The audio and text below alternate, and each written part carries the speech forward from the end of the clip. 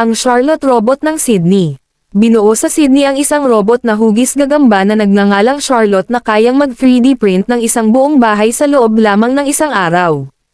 Ayon sa mga developer, kayang buuin ng makina ang mga structural na pader para sa isang bahay na may sukat na 2,150 square feet, humigit kumulang 200 metro kwadrado, gamit ang mga materyales mula sa lokal na lugar.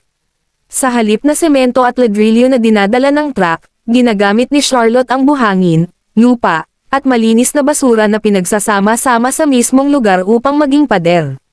Sinasabi ng mga mananaliksik na ang pamamaraang ito ay nakakabawas sa mahabang supply chain at mga hakbang na naglalabas ng mataas na carbon. Ang Charlotte ay isang mobile na robot na may mga paa, pinagsasama ang robotics at additive manufacturing, 3D printing, upang magtayo ng mga istruktura ng patong-patong. Bagamat prototype pa lang ang ipinakita sa Sydney, malinaw na ipinapakita nito ang direksyon ng automation sa konstruksyon. Pinangunahan ni Clyde Webster, founding director ng Crest Robotics sa Sydney, ang proyekto.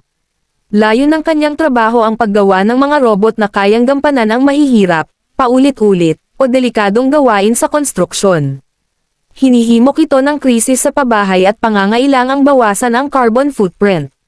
Kahit ang simpleng ladrilyo ay dumadaan sa maraming proseso, at ilan dito ay lubhang naglalabas ng carbon, pahayag ni Dr.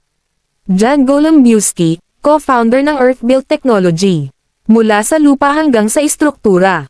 Gamit ang sistema sa ilalim nito, kinokolekta ni Charlotte ang buhangin, lupa, at durog na ladrilyo, pinagsasama ang mga ito sa tela, at pinipisa ng patong-patong.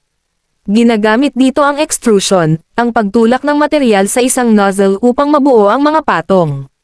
Nagagawa ng robot ang tuloy-tuloy na mga pader ng walang mortar, ayon sa digital na plano. Kikilos ito ng mas mabilis pa sa 100 na mason, dagdag ni Dr. Golombieski. Binibigyang diin ng koponan ang bilis at pagiging simple ng proseso. Mahalaga rin ang pagkakaroon ng mga paa upang makapaglakbay sa mga hindi pantay na lupa, na mahirap para sa mga robot na may gulong. Ang compact at natitiklop na disenyo nito ay ideal para sa malalayong lugar.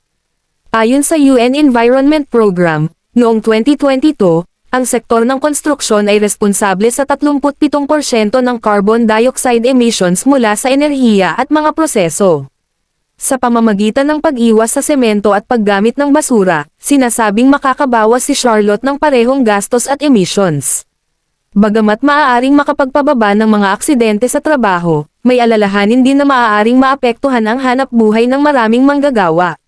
Subalit, sa mga bansang kulang sa trabahador, maaaring makatulong ang mga robot na tulad ni Charlotte sa pamamagitan ng paggawa ng mga rutinang gawain, habang ang tao ay nakatutok sa mas espesyalisadong trabaho.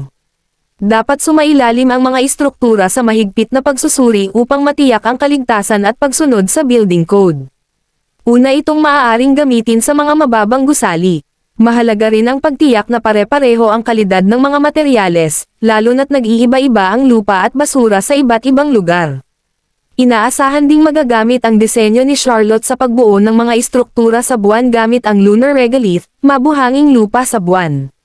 Ayon sa pananaliksik, maaaring gawing geopolymer ang regolith para sa mga pader na kayang labanan ang matinding init at radiation. Kung magtatagumpay, magbubukas ito ng posibilidad para sa mga unang tirahan at pasilidad sa Lunar South Pole.